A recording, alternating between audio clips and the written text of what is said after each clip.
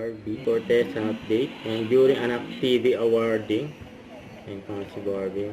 May paika-ika ang lakad ni Barbie. Mukhang na-injury si Barbie, kakatakbo.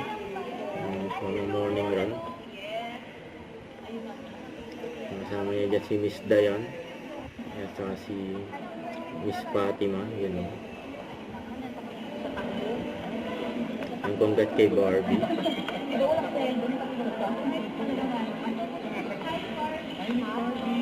Ang ganda ng outfit ni Barbie. Oh. Ayan si Barbie. Nandiyan na yung sundo niya. Kaya nilalayan siya ni Miss Dayan. Maraming harang mo yan. Oo nga, pero lumabas na. Diba? Ano pa nga? Alaw na mo yan. Bahala. Ayun pa nga.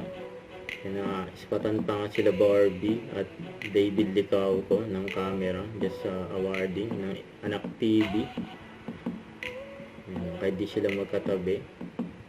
Pinagtabi na sila sa camera. Yun o.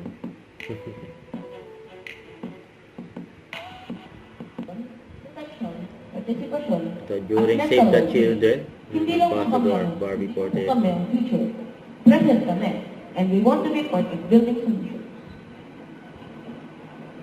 Maraming salamat po sa pakikinig, Miss Barbie. Yun o. Maraming salamat po. Don't forget to subscribe, click the notification bell for more updates. This is Richard Anchum Vlog. Stay tuned for more videos. See ya.